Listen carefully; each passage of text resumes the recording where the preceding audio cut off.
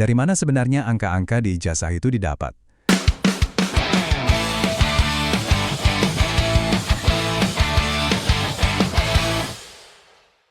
Oke, selamat datang di sesi bedah panduan kita kali ini. Hari ini kita bakal ngupas tuntas sebuah dokumen yang, bisa dibilang ini saksi bisu perjuangan bertahun-tahun para siswa kita. Betul banget, kita bakal ngebahas soal ijazah. Secara spesifik, kita akan bongkar seluruh siklus hidup pembuatan ijazah untuk jenjang SD dan SMP berdasarkan panduan paling baru, mulai dari gimana sih nilai itu diproses di kelas, sampai ujungnya bermuara di portal e-ijazah nasional. Siapin catatan kalian, karena info ini cukup padat, teknis, dan pastinya penting banget buat kita semua. Mari kita bahas ini lebih dalam. Pernah kebayang nggak sih perjalanan selembar kertas ijazah itu kayak gimana? Maksud saya, ijazah itu kan nggak tiba-tiba keluar dari mesin printer gitu aja kan?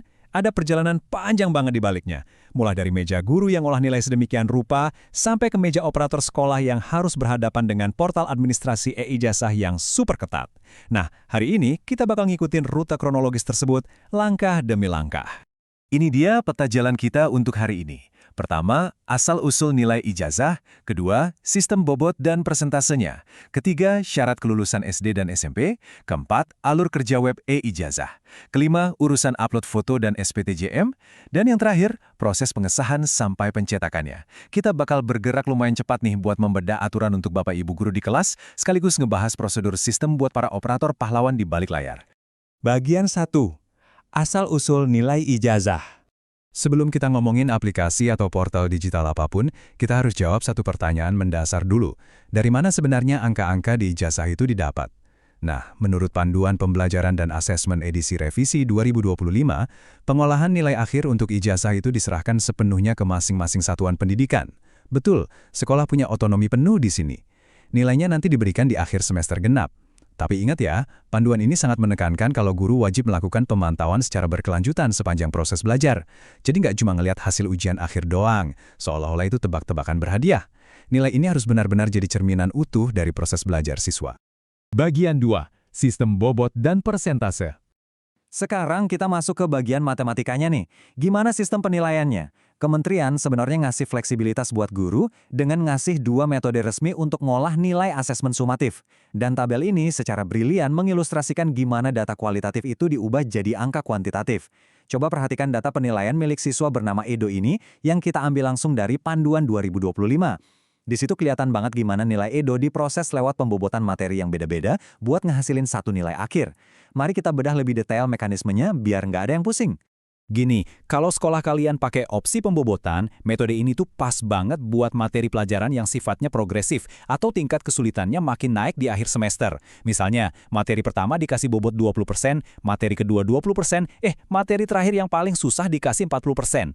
Nah, sebaliknya, kalau sekolah milih opsi persentase, pencapaian siswa itu dihitung dari berapa banyak target yang berhasil dikuasai. Contoh gampangnya, kalau Edo berhasil nyelesain 3 dari 4 tujuan pembelajaran, ya berarti persentase capaiannya 75%. Gitu aja, dua-duanya sah kok, tinggal disesuaikan aja sama karakteristik mata pelajaran di sekolah masing-masing. Bagian 3. Syarat kelulusan SD dan SMP. Oke, setelah nilainya terkumpul rapi, pertanyaannya adalah, apa gerbang penentu biar dokumen ijazah ini beneran bisa turun ke tangan siswa? Berdasarkan aturan Permendikbudristek nomor 58 tahun 2024, syaratnya lumayan ketat. Siswa wajib nyelesain seluruh program pembelajaran dan ikut ujian yang diselenggarakan sekolah. Terus, mereka juga harus memenuhi kriteria kelulusan spesifik yang udah ditetapin sama sekolah. Dan ini nih yang paling penting, ijazah cuma bisa diterbitin oleh sekolah yang udah terakreditasi. Terus gimana nasibnya kalau ada sekolah yang belum terakreditasi? Santai, jangan panik. Dinas Pendidikan setempat bakal nunjuk sekolah induk yang udah terakreditasi buat numpang proses penerbitannya. Jadi siswa tetap aman dan pulang bawa ijazah yang sah. Bagian 4.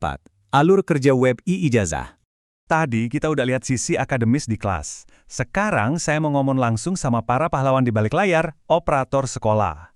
Kita beralih dari buku nilai ke mesin administrasi digitalnya kementerian. Ini adalah alur makro dari sistem e-ijazah. Semua proses ini benar-benar bertumpu pada kebersihan data. Mulai dari update Dapodik, terus validasi DNS, persetujuan SPTJM, sampai akhirnya keluar DNT dan nomor ijazah nasional. Kenapa alur ini krusial banget? Karena jujur aja, satu typo kecil di Dapodik, literally satu salah ketik, itu bisa ngeberhentiin seluruh proses ini. Jadi siapin kopi kalian karena ketelitian di tahap ini adalah segalanya. Mari kita pecahin akronim penting yang pertama, DNS, atau Daftar Nominasi Sementara.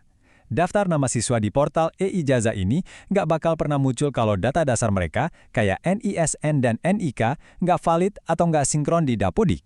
Jadi, kalau ada siswa yang nyangkut di daftar residu, disitulah kalian harus turun tangan beresin datanya dulu sebelum bisa ngelanjutin proses ijazah. Setelah data di DNS beres, sekolah harus bikin SPTJM alias Surat Pernyataan Tanggung Jawab Mutlak. Namanya sih kedengeran kayak dokumen birokrasi biasa ya, tapi sebenarnya ini tuh janji legal yang punya kekuatan hukum dan harus ditandatanganin sama kepala sekolah. Dokumen ini intinya ngejamin kalau semua data siswa yang diajuin itu mutlak benar adanya. Tanpa ini sistem bakal nolak kalian buat maju ke tahap berikutnya. Terus kita lihat gimana kelanjutannya. Begitu SPTJM ini disetujui sama Dinas Pendidikan, daftar siswa tadi bakal naik kelas dari yang tadinya sementara, sekarang jadi tetap. Inilah yang kita sebut DNT, Daftar Nominasi Tetap. Di titik ini, status siswa udah terkunci aman di database kementerian dan siap buat dieksekusi ke tahap akhir. Dan akronim penutup buat fase ini adalah NIN, Nomor Ijazah Nasional. Kalau DNT udah valid, sistem secara otomatis bakal nge-generate kode unik ini untuk setiap anak. Nomor inilah yang jadi semacam sidik jari buat ijazah itu supaya terdaftar resmi di negara. Ini tiket digital terakhir sebelum kita bisa mulai manasin mesin printer. Bagian 5. Upload foto dan SPTJM. Nah, sebelum bisa dapat DNT dan NIN tadi, ada satu tugas yang kadang bikin operator pusing, urusan foto. Poin krusialnya ada di disiplin format file. Sistem minta foto ukuran 3x4, wajah kelihatan jelas dan terang. Uniknya, untuk warna background atau seragam itu sebenarnya sistem cukup fleksibel loh, yang penting rapi. Tapi, ada satu aturan mutlak yang nggak bisa ditawar, penamaan file. Kalau mau upload massal, nama filenya wajib pakai format nisn.jpg. Titik. Lupa masukin satu angka aja di NISN itu, foto bakal otomatis ditolak mentah-mentah sama sistem. Tapi ada satu trik efisiensi nih yang bakal nyelamatin kewarasan kalian. Pembuatan SPTJM itu ternyata bisa dicicil alias bertahap. Bayangin kalian punya 100 siswa, tapi baru 50 anak yang datanya valid. Ya udah, kalian bisa langsung proses SPTJM buat yang 50 itu dulu, biar ijazah mereka bisa jalan duluan. Nggak usah nungguin yang lain sampai beres. Ngebantu banget kan buat ngurangin antrian kerjaan? Bagian 6. Pengesahan dan cetak ijazah. Kita sampai di ujung perjalanan nih, waktunya ngubah data digital tadi jadi dokumen fisik yang sah secara hukum.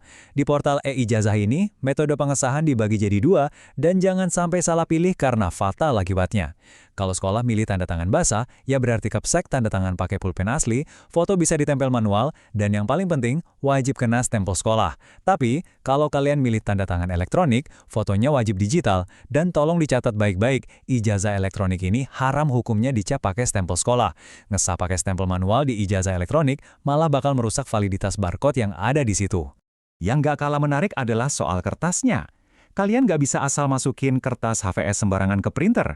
Berdasarkan pedoman, kertas ijazah itu wajib ukuran A4, warnanya putih bersih, dan ketebalannya minimal 80 GSM. Aturan kertas ini dibuat biar dokumen ijazah itu terasa sakral, standar, dan seragam kualitasnya dari Sabang sampai Merauke. Terus, penulisan identitas yang tanda tangan juga ada aturannya sendiri. Kalau kepala sekolahnya berstatus ASN, NIP wajib ditulis. Kalau non-ASN atau swasta, kolom NIP cukup dikasih tanda strip. Nah, ini yang sering bikin jebakan Batman. Gimana kalau sekolah lagi dipimpin sama PLT atau pelaksana tugas? PLT itu punya wewenang penuh buat tanda tangan, tapi dilarang keras nulis kata PLT di ijazahnya. Tulis aja nama jabatannya secara normal seolah-olah dia kepala sekolah definitif. Sebelum kita tutup, ada satu kebijakan finansial yang harus ditegasin banget. Kementerian melarang keras sekolah buat narik biaya sepeser pun dari siswa untuk penerbitan ijazah. Dapetin ijazah itu hak mutlak siswa. Semua biaya yang keluar, entah itu buat kertas khusus, tinta printer, sampai administrasi operator, itu sepenuhnya dibebankan ke anggaran operasional sekolah, kayak dana BOSP misalnya. Jadi, ijazah ini harus 100% gratis buat siswa. Jadi, itu dia perjalanannya. Dari proses penilaian yang panjang di kelas, sampai akhirnya jadi lembaran sakral dengan sistem keamanan yang tinggi. Semuanya menegaskan satu pesan penting, ketelitian adalah kunci. Buat kalian para pendidik dan operator, pekerjaan kalian adalah garis pertahanan terakhir buat masa depan administratif anak-anak ini.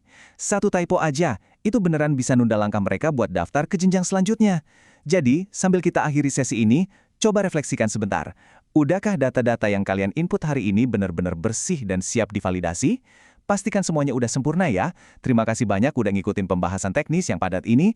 Teruslah kasih yang terbaik buat para siswa. Dan sampai jumpa di pembahasan berikutnya.